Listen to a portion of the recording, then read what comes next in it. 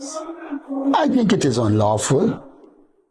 In the first place, when the president wrote me, I indicated to him that the entire leadership of the police force, or most of the people in the leadership of the Guyana police force, should be under investigation.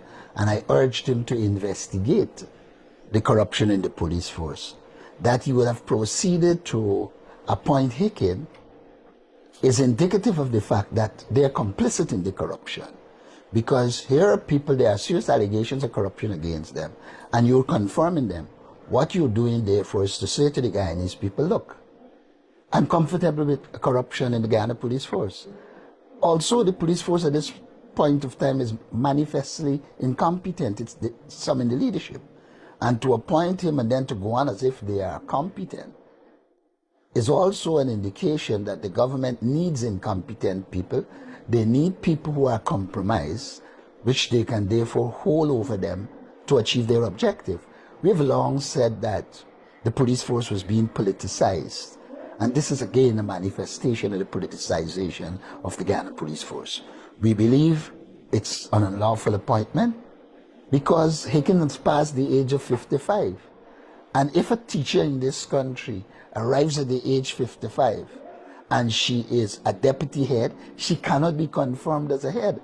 And therefore it follows logically that Hicken could not be confirmed.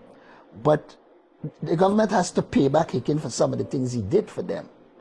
And so it's more compensation.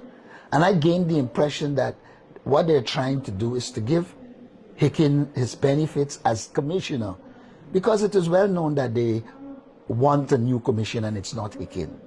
So I think it is part of the PPP planning and plotting to place who they want as commissioner of police. But like I've said from the inception, Hicken was neither certified nor qualified to be commissioner. And therefore, I found it, well, not strange, abnormal, that they would have appointed him commissioner. And I've spoken to the lawyers this morning, and clearly we're going to take legal action on this one. Because for one, I don't consider myself to have been consulted. And the law said I should be consulted. When he wrote me, I made it very clear that, look, what is needed is an investigation, not the appointment of people who are of questionable character. So to me, the president is again involved in another unlawful act. But it is the nature of the PPP, lawlessness. I would think by early in the new week, I don't think they can be finished by tomorrow, but I think early in the new week there should be legal action against the government on this issue. But so we don't have to account. He now comes and says, at least as reported, that there's transparency and accountability. If on the one hand you don't have to account, then how on the other hand you have accountability? This government, like I've said, is lawless. And the way they give out projects is a clear indication that they have no interest in transparency and accountability. There is supposed to be an investment committee in which the projects that are going to be invested in should go through that committee, and that committee should be looking for ways and means to invest Guyana's money so that it earns income. But they have decided that that investment committee wouldn't function. The government sees the Natural Resource Fund as a slush fund that they can take money and do anything with.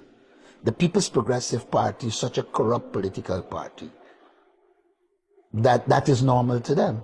And if you look at what is happening with the cash grant, you're seeing their incompetence. Because they are into corruption, they don't want to use the established system. Now, this could have been a simple process in which you pay those who are in the government service through the government service. And then in a very structured way, you have the information at your disposal for the entire voting population they claim. So they could have gotten the information from the others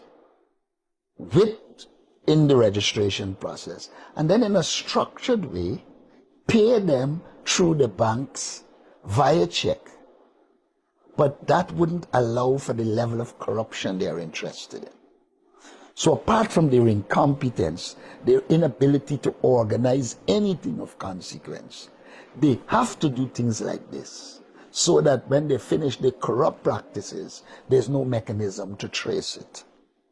I'm also hearing that they might have to print money because one of the problems they have is that they went into this without a proper plan and didn't check to see what levels of money they have circulated.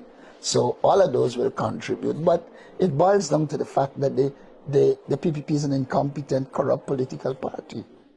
Well, the lawyers believe that, one, the fact that he's over the age of 55 means that he's not eligible to be confirmed. He could have continued acting, that's not a question. But once you confirm him, you're in violation of the law.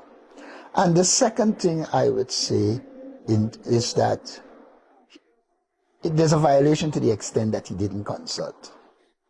But that's the nature of the people you're dealing with. But we're going to take the matter to court and see where it goes.